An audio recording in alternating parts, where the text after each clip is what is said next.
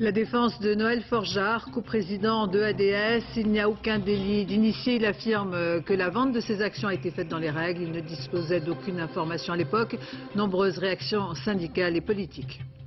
Le début de la saison à risque pour les incendies de forêt et le coup d'envoi de la campagne 2006. Nicolas Sarkozy appelle à la vigilance, à l'engagement des volontaires et réclame une absolue sévérité à l'égard des pyromanes. Dans les Pyrénées, Balou ne répond plus. L'ours slovène relâché au début du mois portait un collier muni d'émetteurs et c'est le silence radio, aucun signal depuis, ce qui inquiète les écologistes et la ministre en charge. Toutes les hypothèses sont ouvertes, y compris la pire. Le mondial avec la leçon que vient d'offrir l'Argentine, 6-0 contre la Serbie.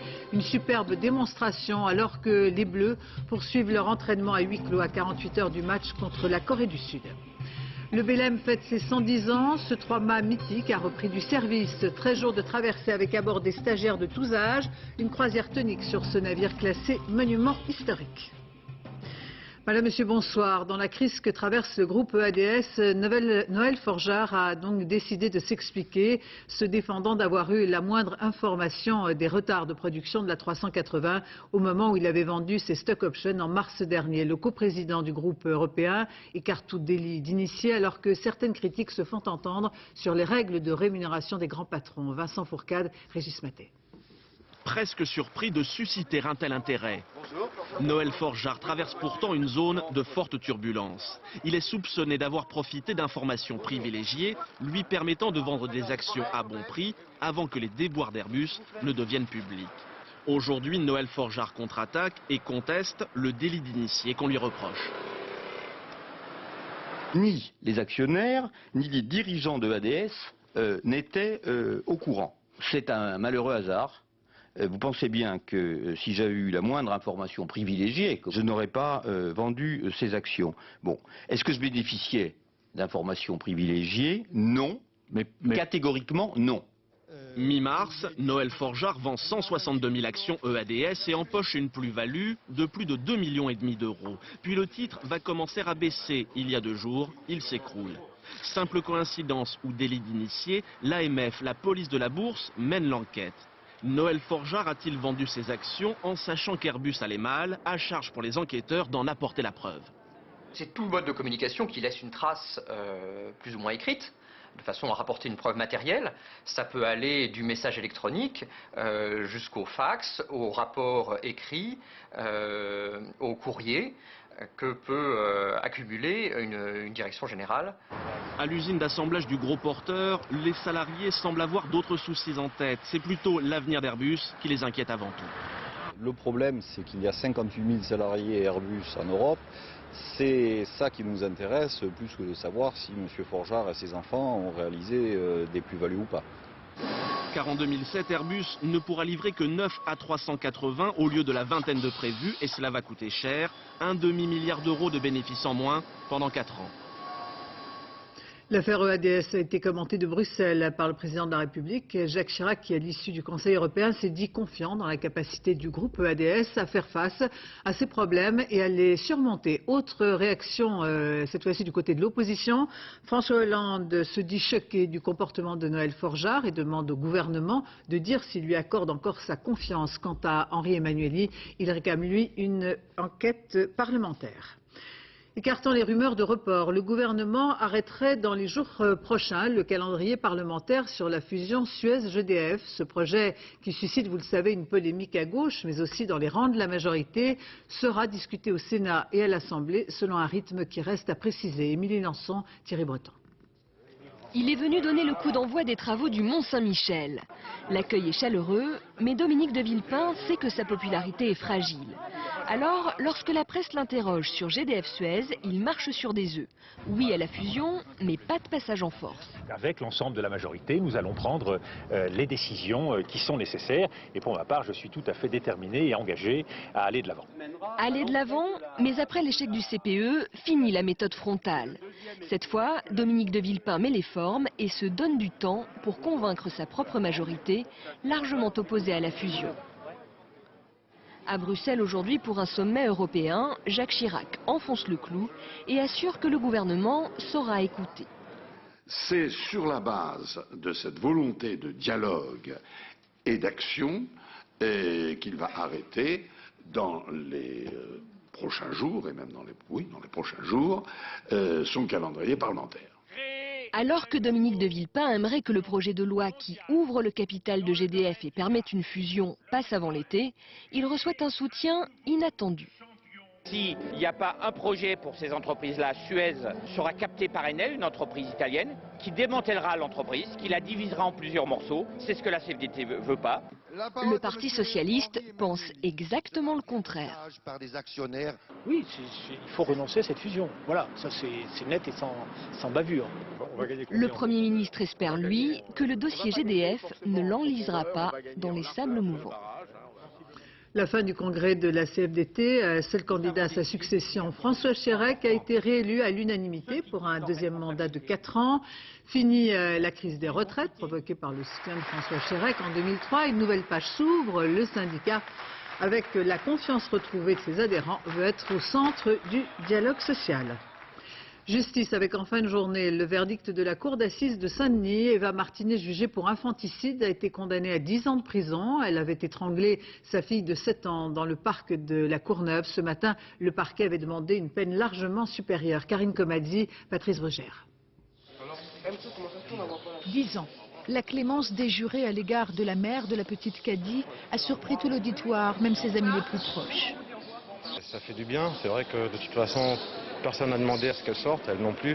Donc bon, ça fait du bien. Les jurés avaient une semaine pour comprendre l'incompréhensible. Comment une mère définie comme aimante a-t-elle pu tuer de ses mains sa petite fille de 7 ans? Parc de la Courneuve, 10 octobre 2003. Eva Martinet, une jeune femme de 26 ans, alerte les promeneurs. « J'ai perdu ma fille », crie-t-elle. L'enfant est retrouvé à la tombée de la nuit, morte étranglée. 2 semaines plus tard, la mère avoue l'inavouable. Caddy joue avec un fil de laine, j'ai serré. Elle m'a regardé, je ne pouvais plus m'arrêter. Les jurés ont découvert une mère attentionnée, mais à la dérive. Je ne voulais pas que Caddy ait la même vie que moi, je n'en pouvais plus. Une femme rejetée dès l'enfance et qu'une énième rupture plonge dans la dépression. L'avocat général a tenté vainement de présenter Eva Martinet comme une mère qui aurait tué par égoïsme sa fille, alors qu'elle a tué par souffrance et désespoir, et qui a tenté tout aussi vainement de prétendre qu'elle l'aurait programmée, alors que son passage à l'acte a été un vertige. Pendant le procès, le souvenir de l'enfant, vive et gai, était présent. Sa directrice d'école pense à elle, à l'énoncé du verdict. Toutes les deux, elles étaient complètement en symbiose. Et là, c'est comme si, de là-haut, Caddy lui disait « je t'ai pardonné ». À ce procès, il n'y avait pas de partie civile. Seule une mère qui, en regagnant sa geôle, a déclaré « je ne me le pardonnerai jamais ». L'affaire Flactif, après la première semaine de procès, David Othia a livré un récit très confus du drame. Sa compagne et les 2 autres accusés lui font porter l'entière responsabilité du massacre. Benoît Gadret. Plus que jamais, David Othia apparaît comme le personnage clé du projet criminel qui a conduit à supprimer la famille Flactif.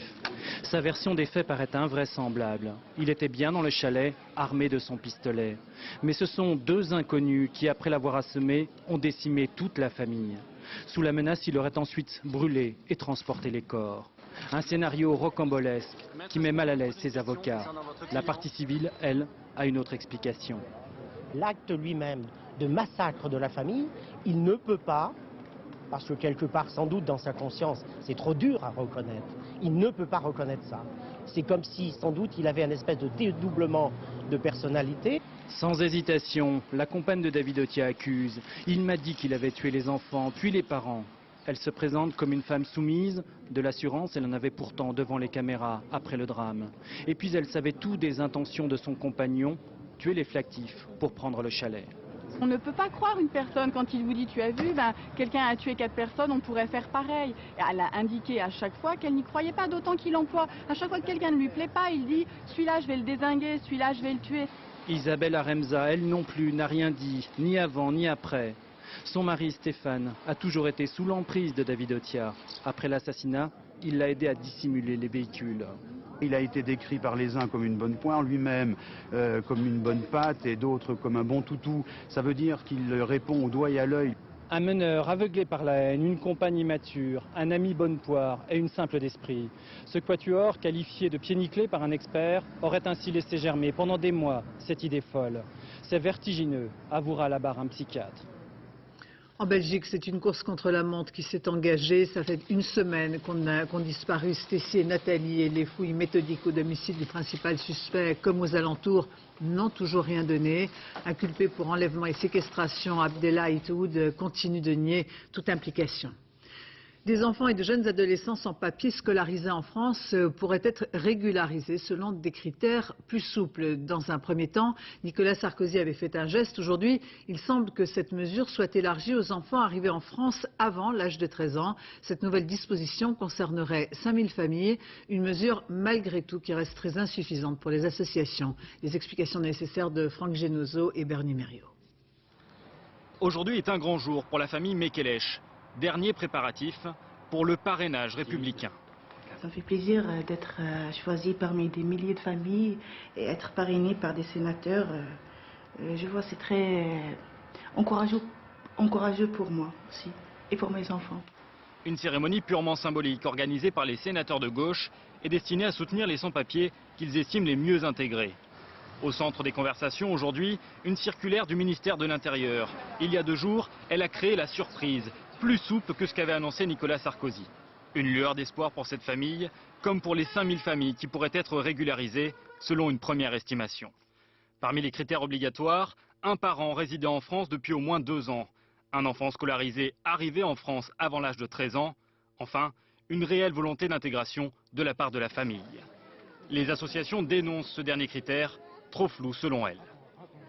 On risque effectivement de voir les préfets interpréter de façon très restrictive les clauses de la circulaire et expulser des gens qui, en d'autres circonstances, auraient pu avoir un titre de séjour.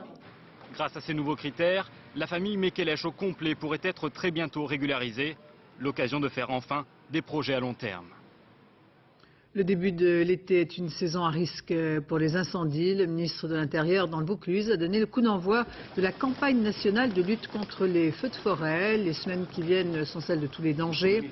Prévention, appel auprès des volontaires qui viendront grossir les effectifs des sapeurs-pompiers. Nicolas Sarkozy a également prôné une sévérité totale pour les pyromanes. La surveillance de la forêt passe bien sûr par le travail de fourmi des bénévoles, comme ici à Fréjus, où depuis 2003, à date des derniers gros incendies, ces brigades sont sur le terrain avec un rôle déterminant. Olivier Théron, Raymond Chaplard. Regarde Léon, cette sécheresse, un départ de feu là, et bien on n'arrête rien. Une cigarette, et c'est le massif, et c'est 2003. Le massif de l'Estérel, les volontaires communaux de Fréjus le connaissent par cœur. Leur temps de loisir, ils le passent en orange, à ausculter la forêt, à la surveiller pour qu'elle ne brûle pas. Et si malgré leurs efforts, l'incendie se développe, ils vont servir d'éclaireurs et d'assistance pour les pompiers. Depuis la départementalisation, les pompiers ne sont plus locaux. Ce ne sont plus les pompiers de la commune qui interviennent, ça peut être des pompiers de l'autre bout du département. Ils ne connaissent pas nécessairement les pistes. Alors que dans les CCFF qui sont communaux, nous avons une parfaite connaissance de nos pistes et nous pouvons guider les pompiers rapidement pour plus d'efficacité. Il y a 20 ans, à la création des comités communaux feux de forêt, les bénévoles étaient surtout des chasseurs et des retraités. Les incendies de 2003 ont suscité des vocations. À Fréjus, les effectifs ont été multipliés par 3. Ils sont 5000 dans le Var, à sillonner les massifs. Une armée qui tient sa place dans la lutte contre le feu. Leur mission n'a cessé d'évoluer et le préfet du département du Var leur en a confié de nouvelles cette année, à savoir des patrouilles vraiment patrouillées, les jours très sévères et exceptionnels dans les différents massifs forestiers. Nous sommes des patrouilles forestières et nous avons pour mission un petit peu de mettre en lien. Dernière mission des bénévoles, l'éducation des promeneurs, la sensibilisation au risque, pour que sur le terrain tout le monde comprenne que la forêt est un milieu fragile, que chacun doit respecter. Dans les Pyrénées, Balou ne répond plus. L'ours slovène relâché au début du mois portait un collier muni d'émetteurs. Et c'est le silence radio qu'un signal depuis, ce qui inquiète les écologistes et la ministre en charge. Toutes les hypothèses sont ouvertes, y compris la pire. José Blanc-Lapierre. Recherche Balou désespérément. L'antenne interroge la montagne en vain pour capter les ondes que pourrait envoyer l'ours équipé d'un double émetteur. Une puce dans le ventre, l'autre sur un collier autour du cou. Mais de Balou, pas de nouvelles, silence radio depuis 2 semaines. Lâché dans les Pyrénées le 2 juin, il a d'ailleurs été perdu dès le lendemain. On a effectué des survols en avion pratiquement tous les jours avec différents récepteurs. Beaucoup de monde est mobilisé sur cette recherche et on n'exclut aucune possibilité. Première hypothèse, Balou a arraché son collier comme Papillon l'avait fait il y a 2 ans. Mais dans ce cas, la puce continuerait d'émettre. Deuxième hypothèse, le collier a été détruit. Le pire est alors envisagé, l'ours a été tué. Et ce n'est pas exclu. Des menaces de mort pesaient sur l'animal. Des morceaux de verre avaient même été retrouvés dans des pots de miel. Aujourd'hui, la ministre de l'Environnement annonce qu'elle attend des nouvelles de Balou avant de se lancer dans le lâcher d'un 5e ours, comme elle l'avait prévu. Je peux craindre qu'il ait été tué, j'espère que ce ne sera pas le cas. Si c'était le cas, je serais extrêmement sévère et dure. Voici vraisemblablement les dernières traces du passage de l'ours de 4 ans. C'était la semaine dernière, à une trentaine de kilomètres de Toulouse. La flambée du prix du pétrole amène les automobilistes à imaginer d'autres formules et pourquoi pas cette drôle de cuisine dans les réservoirs, de l'huile de colza à la place du gasoil, un système qui marche. Certains supermarchés sont dévalisés. David Bazier, Philippe Duvail. Salut, ça va? Je viens pour faire le plein. Dans le sud-ouest, il serait 2 à 3 000 automobilistes à venir faire le plein directement à la ferme. De l'huile de tournesol qu'on ajoute au gasoil, une pratique toujours illégale. Il n'empêche, dans le Lot-et-Garonne, une trentaine de pompes de ce type seraient en activité. On fait une économie de 25%, donc sur un plein de 50 à 60 euros, on fait une économie de 15 à 20 euros par plein. Et même dans les supermarchés, le prix du litre d'huile est inférieur à celui du gasoil. Là, tout d'un coup, je prends 1 carton, 2 cartons, 3 cartons, même c'est arrivé. Bon, on sait bien que c'est pas pour la cuisine, quoi. Pour que la loi change, Villeneuve-sur-Lot et sa communauté urbaine mènent depuis quelques mois une expérience grandeur nature. Le matin, les camions poubelles dégagent une légère odeur de friture, ils roulent au tournesol, mais le commissaire du gouvernement vient de demander la condamnation de cette initiative. Condamné à quoi? Condamné à polluer, condamné à payer du gazole et donc à constituer des profits pour Total. Condamné à quoi? Eh bien, pour des agriculteurs par exemple, à continuer à toucher la prime à la jachère et non pas à vivre d'une activité économique saine. Car pour les agriculteurs, l'huile végétale comme biocarburant est une aubaine. Nous défendons déjà un revenu normal, sécurisé pour les agriculteurs, à peu près 75 centimes d'euros hors taxe, avec une TVA de 5,5, puisque c'est un produit qui est non modifié chimiquement. Sur les routes, des affiches réclament qu'enfin la France rejoigne les pays européens qui ont autorisé le carburant huile végétale. Des dizaines de milliers d'emplois seraient à la clé.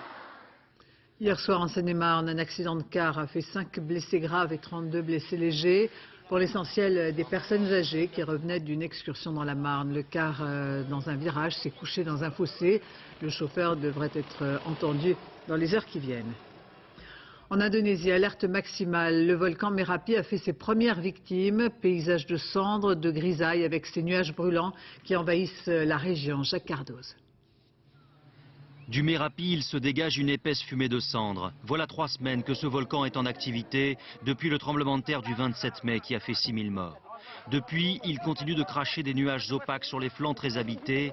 Les secouristes ont retrouvé 2 nouveaux corps ces dernières heures. Ces 2-là sont morts piégés par la chaleur des nuages. L'un se trouvait à l'entrée d'un bunker, l'autre à l'intérieur. Les parois de cet abri construit à la suite d'une précédente éruption n'ont pas suffisamment protégé face à la coulée destructrice. Dans ce paysage lunaire, les sauveteurs ont dû creuser et soulever des tonnes de cendres. Autour des chemins glissants, la nature est en partie recouverte de la couche grisâtre que le temps ne suffit pas à faire disparaître. Et les réfugiés de souffrir de cette activité quasi permanente. Je suis très inquiète de cette fumée qui est toute proche du camp. Le gaz chaud qui s'en dégage fait tousser mes enfants. Ce volcan, l'un des plus actifs au monde, a connu sa plus violente explosion en 1933. 1400 personnes avaient péri sous la chaleur de la lave. Aux États-Unis, la Cour des comptes américaine a découvert que plus d'1 milliard de dollars avaient été détournés après le passage de Katrina. Des centaines de cas de fraude avérés. Alain Chalvron. Qui dit catastrophe dit petit malin. Tous ceux qui se glissent dans la masse des vrais sinistrés pour en tirer quelques profits. Dans le cas de Katrina, la fraude était particulièrement facile devant l'ampleur des dégâts, le nombre des personnes affectées, l'émotion et le chaos qui ont suivi le passage du cyclone. L'agence chargée des secours, la FEMA, a eu l'idée de distribuer des cartes de crédit dotées de 2 000 $ à tous les déplacés. Idée généreuse mais dangereuse. Exemple, 3 700 $ dépensés en diamants, 2 200 en vacances aux Caraïbes, 2 000 en billets d'entrée dans des stades de foot ou encore 600 en striptease. Un affront pour le contribuable américain, dit ce député du Texas, sans doute. Mais est-ce bien illégal? Personne n'a dit que ces cartes de crédit de la FEMA ne devaient servir qu'à l'achat de produits de première nécessité. En revanche, il y a eu de vrais escrocs. Ce détenu qui a touché 4 538 $ comme personne déplacée. Pour sûr qu'il était déplacé, mais pas à cause de Katrina. Mieux, celui qui a touché 139 000 $ pour des résidences détruites à 12 adresses différentes, toutes aussi fantomatiques les unes que les autres. Fantomatique, c'est le cas de le dire, ce cimetière, par exemple, a servi. Ou encore un transsexuel qui a fait passer 36 000 $ de frais médicaux, le prix de son opération de changement de sexe. La FEMA plaide la masse, 3 millions de personnes aidées et l'urgence. Reste que l'addition est salée, environ 1 milliard de $. Et encore, n'a-t-on pas examiné ce qui représente la plus grosse masse d'argent? Les chantiers de reconstruction. L'un des hommes les plus riches du monde, Bill Gates, a décidé de passer la main. Ce génie de l'informatique veut s'occuper à plein temps de la fondation caritative qu'il a créée. À 50 ans, Bill Gates passe le relais pour mieux s'occuper des plus déshérités. Dorothée Lyric. Bill Gates incarne depuis 1975 l'image de Microsoft. Mais le milliardaire américain, qui équipe en logiciel 90% des ordinateurs du monde entier, a décidé de réduire son implication dans le groupe. D'ici à 2 ans, il aura quitté la direction de Microsoft pour se consacrer à sa fondation caritative. Le changement que j'ai annoncé aujourd'hui ne signifie pas que je vais prendre ma retraite. Le monde a toujours eu tendance à se focaliser sur moi, de façon disproportionnée. En réalité, Microsoft a toujours eu une quantité incroyable de gens talentueux et compétents. C'est au fil des ans que le petit génie de Harvard est devenu philanthrope. L'homme le plus riche du monde, ici avec le cofondateur de Microsoft, s'est transformé en plus grand donateur de la planète. Depuis 1994, sa fondation issue de Microsoft déverse des milliards de $ sur le monde et brasse l'équivalent du PNB de la Libye. Concrètement, Bill Gates, qui dirige la fondation caritative avec son épouse Melinda, souhaite donc s'impliquer davantage dans l'aspect humanitaire au nom d'une réorganisation de ses priorités. Mais le patron de Microsoft a également voulu rassurer les actionnaires. Il a promis que le groupe continuerait sur des rails avec en moyenne 1 milliard de $ de bénéfices par mois. L'environnement avec en France ce salon des énergies renouvelables qui se tient à Paris cette fin de semaine. Pour les particuliers, on est passé à la pratique avec ces maisons équipées de panneaux thermiques. L'énergie solaire et les pompes à chaleur permettent d'être totalement autonomes, comme le montre ce reportage à Gif-sur-Yvette. Sophie Mézel, Valérie Lucas. Pour les voir, il faut prendre un peu de hauteur. 6 panneaux solaires thermiques fixés sur la toiture. Jusque-là, cette maison était chauffée à l'électricité. Autant dire qu'il a fallu revoir toute l'installation pour s'adapter à cette nouvelle source d'énergie. Aujourd'hui, elle assure le chauffage, l'eau chaude sanitaire et celle de la piscine, qui ce jour-là affichait tout de même 27 degrés. Pour l'instant, on n'a pas eu de défaillance. La seule limite, c'est d'avoir du soleil en quantité suffisante. Pour les jours sans soleil, il faut donc une deuxième source d'énergie. La famille Pagani a donc fait installer dans son jardin une pompe à chaleur. Sous ces herbes folles, à 1,20 m sous terre, 1300 mètres de tuyaux serpentent. Aucun arbre ni arbuste ne peut y être planté, sous peine de les endommager. C'est joli. Le principe est simple. De l'eau froide est envoyée dans le réseau. Elle va se réchauffer au contact de la terre. Une fois condensée, elle est envoyée dans les radiateurs pour le chauffage et sert en plus à chauffer l'eau sanitaire et celle de la piscine. 2 sources d'énergie renouvelable, complémentaires pour une démarche citoyenne. On doit le faire. On n'a pas à se demander s'il faut ou s'il ne faut pas, si c'est rentable ou pas. Parce que la limitation de l'effet de serre concerne tout le monde. Les économies sont substantielles, 3 000 € gagnés par an sur la facture d'électricité. Avec un investissement de près de 38 000 €, un crédit d'impôt et des aides de la région qui peuvent aller dans ce cas jusqu'à 10 000 €, ce type d'installation se rentabilise en moins de 10 ans. Le mondial avec la super performance de l'équipe argentine qui a battu 6-0 la Serbie-Monténégro, du grand jeu, une leçon de football, disent les spécialistes. De leur côté, les Pays-Bas ont battu la Côte d'Ivoire 2-1, les Pays-Bas et l'Argentine qui se sont qualifiés en 8e de finale. Christophe Duchéran. Un supporter argentin cache peut-être son visage, il n'empêche, l'Argentine ne cache pas son jeu et Diego Maradona son bonheur délirant. Heureux comme un gosse qui s'enthousiasmait aujourd'hui en tribune du spectacle des siens. Et quel spectacle qui démarre à toute vitesse. 5 minutes de jeu, Maxi Rodriguez ouvre le score 1-0. Argentine, Serbie, Monténégro, match monumental qui nous fait dire, n'en déplaise aux esthètes, que le foot parfois est un art. Un art mineur certes, joué en artiste cependant par les Argentins. But de Cambiasso 2-0. Match endiablé des ciels et blancs qui jouait sur un tempo de samba plus qu'un air de tango. Maxi Rodriguez 3-0. Le score à la pause. Le problème des Blancs, c'est qu'après la pause, le match reprend les ennuis aussi. Crespo marque 4-0. Et puis Tevez mystifie un défenseur et marque en finesse 5-0. En toute fin de match, arrive le petit Messi qui ajoute un 6e but. Superbe Argentine qui nous a rappelé opportunément que le foot est aussi un jeu, au point que Maradona s'amusait comme un enfant. À Stuttgart, Pays-Bas-Côte d'Ivoire, les supporters néerlandais en font tout un fromage et les Ivoiriens toute une affaire, en l'occurrence une affaire de certitude. On gagne ou on gagne. 22 minutes de jeu, on gagne ou on perd. Les Ivoiriens se retrouvent menés au score à la suite d'un coup franc surpuissant du Gracil Van Persie 1-0. Brillant néerlandais qui marque 5 minutes plus tard grâce à Van Nistelrooy 2-0. Encore un match de très haut niveau qui tient toutes ses promesses, surtout que les Ivoiriens vont se refaire un moral sur cette frappe spectaculaire de Bakary Koné, 2-1 à la mi-temps. En attendant des jours meilleurs, les Ivoiriens ont besoin au pire d'un match nul, mais pour cela il faut marquer. Et malgré une débauche d'effort en deuxième période, le score ne bouge pas. Sur cette action, Van Persie sauve les Oranges d'un coup de poitrine. La Côte d'Ivoire est éliminée et les Pays-Bas qualifiés pour les 8e de finale. Il y a 48 heures de son match contre la Corée du Sud, l'équipe de France poursuit l'entraînement à huis clos au stade de Hameln. Le match nul face à la Suisse pèse toujours un peu sur le moral des Bleus, sans compter les commentaires des anciens de l'équipe. Manuel Tissier, Vincent Bouffartigue. Aujourd'hui, les Bleus ont joué en défense. Défense d'entrée. Entraînement à huis clos sous protection policière. Dimanche, il faudra marquer contre la Corée du Sud. Ça, ce n'est pas un secret. Hier, à l'entraînement, la bonne nouvelle était publique. Florent Malouda est apte au combat. La France compte énormément sur le Guyanais pour faire naître l'étincelle. Lui garde les pieds sur terre. Il ne faudra pas chercher justement pendant les matchs à venir à être le sauveur.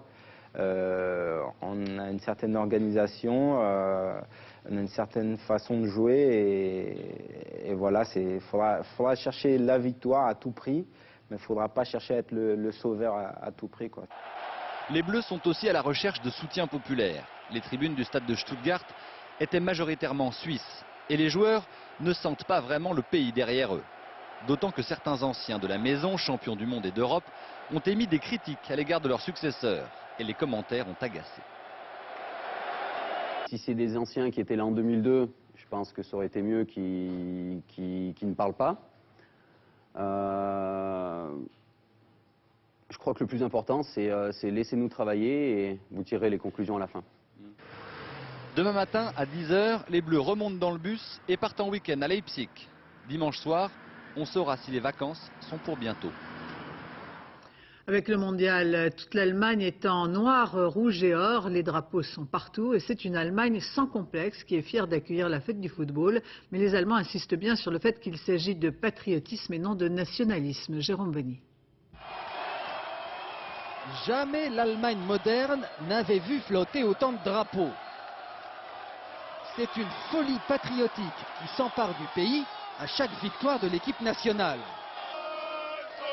Deutschland, Allemagne et sur toutes les lèvres. Les fabricants de drapeaux travaillent jour et nuit. Le marché explose. 10 fois plus de ventes que lors du dernier mondial, il y a 4 ans. Tout le pays est en noir, rouge et or, dans une ambiance festive où les Allemands accrochent sans complexe leurs drapeaux, tout à la joie d'accueillir le mondial. C'est seulement l'expression de la joie et d'un patriotisme positif. Mais quand la police elle-même a pris parti, le ministère a dû mettre le holà. Dans un pays toujours pointilleux quant à son histoire, certains Allemands estiment que cette vague patriotique va trop loin. Le débat a été porté sur la place publique par plusieurs journaux. La frontière entre patriotisme et nationalisme, entre l'amour de la patrie et l'arrogance envers les étrangers est floue. Et ça n'a jamais porté chance aux Allemands d'oublier les leçons de leur histoire. Le drapeau noir, rouge et or est un symbole démocratique et libéral, qui n'a rien à voir avec le passé, rien à voir avec l'époque nazie. Loin de cette polémique, les supporters ont bien l'intention d'arborer leurs couleurs jusqu'au 9 juillet, jour de la finale. 13 jours de traversée, un véritable privilège d'être à bord du Belém, ce 3-mâts mythique qui fête ses 110 ans sur le pont de Marseille à Lisbonne, jour et nuit, des stagiaires de tous âges, heureux et fatigués. Geneviève Moll, Jean-Louis Melin. Ces 110 bougies ne sont pas pour l'anniversaire de l'arrière-grand-père, mais pour celui du plus vieux 3-mâts barque français, le Belém. Construit en 1896 à Chantenay-sur-Loire pour transporter des fèves de cacao depuis Belém au Brésil jusqu'à Nantes, il a appartenu à Meunier, le chocolatier. Mais la marine à moteur l'a détrôné. Devenu navire de croisière, il pourrissait à Venise lorsque, en 1979, les caisses d'épargne l'ont racheté et remis en état. Aujourd'hui, il accueille des stagiaires qui, pour en baver, paient le prix d'un séjour farniente et bronzette. 1 250 € pour 13 jours, c'est pas plus cher que des vacances classiques. Certes, ils sont nourris, très bien, logés, couchés, bichonnés. Mais tout de même... La dernière fois que j'ai fait une corvée de... une corvée de toilettes, disons, pour une corvée de chiottes, hein, c'était en décembre 1948. Alors, vous voyez... C'est quand même un bateau historique, donc on se doit de garder en bon état, donc c'est un entretien tous les jours. Aujourd'hui c'est le pont et demain ce seront les cuivres. Et ils font les cuivres. Ils réparent même. Lorsque j'étais de service de vaisselle hier, j'ai vu que les plats étaient déformés, donc j'ai proposé aux cuisiniers de les redresser. Mais surtout, ils s'occupent des voiles qu'ils déploient ou qu'ils carguent, au mépris de tous les vertiges. Ils dirigent les vergues selon les vents. Et récompense suprême, il barre le navire. C'est une croisière sportive, mais avec en plus le plaisir d'être sur un très vieux gréement. Il y a 45 heureux apprentis sur ce bateau qui, pendant les 13 jours du stage, grâce à l'équipage, oublient d'où ils viennent. Quand le stagiaire embarque, il n'est plus avocat, il n'est plus docteur, il est stagiaire avant tout. Donc on ne cherche pas à comprendre s'il vient de la haute société ou de la basse couche. On prend tout le monde au même niveau. 24 heures sur 24, la vie à bord est réglée par les prises de quart, pour des gens qui, au cours de ce stage, ont appris à faire corps avec ce bateau. C'est bien occuper leur journée, hein, et puis leur montrer que finalement c'est pas si compliqué que ça que de naviguer sur un 3-mâts. Hein, il faut s'investir au même titre qu'un membre de l'équipage, hein, c'est vraiment une intégration à la vie du bord. Pour cette croisière de ses 110 ans, le Belém a franchi le détroit de Gibraltar, accompagné par des ribambelles de dauphins. Dans le soir qui tombe, il poursuit sa route vers Lisbonne, fin, pour les stagiaires, de cette parenthèse de rêve. À son tour, le Théâtre des Champs-Élysées célèbre l'année Mozart avec Don Giovanni, un opéra revisité. Ici, Don Juan habite l'Italie des années 60, un parti pris audacieux salué par la critique. Michel Monpontet et Philippe Ludier. Décor, l'accord de Ré mineur, l'accord le plus célèbre de l'histoire de la musique. Sur un fond de tenture mortuaire, on dirait pourtant qu'on prépare une fête. Le Don Juan de Mozart, c'est exactement ça. Une fête, mais au goût de cendre. Depuis 1789, les metteurs en scène peuvent user de tous les stratagèmes, changer ou non les lumières, restent les personnages d'un mythe. Une femme bafouée, un valet pervers et lâche, une amoureuse outragée et Don Giovanni. Qui est-il, Don Giovanni? C'est la génialité érotique incarnée. C'est quelqu'un qui est à lui seul le pouvoir de jouir, si vous voulez. Mais les baisers de Don Juan tuent aussi. C'est comme le vampire. Moi j'ai ajouté au mythe Don Giovanni le mythe Dracula.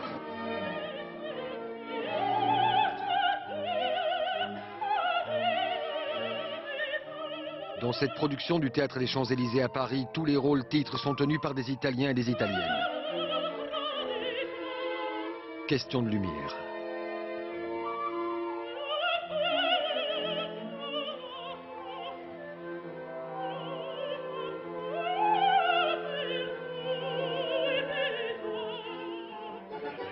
Toujours donc cette lumière italienne.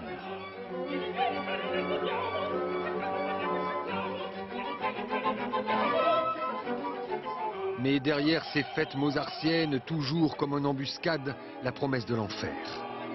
Et en cette année Mozart, on serait presque tenté de le suivre en enfer, Don Juan, le suivre et comme lui, la tête haute et en musique. C'est la fin de ce journal. Je vous remercie de votre attention. Tout de suite la météo de Nathalie Riouet, puis le point route Valérie Maurice, 20h50, boulevard du Palais. Quant à moi, j'aurai le plaisir de vous retrouver demain dès 13h. Excellente fin de soirée sur France 2.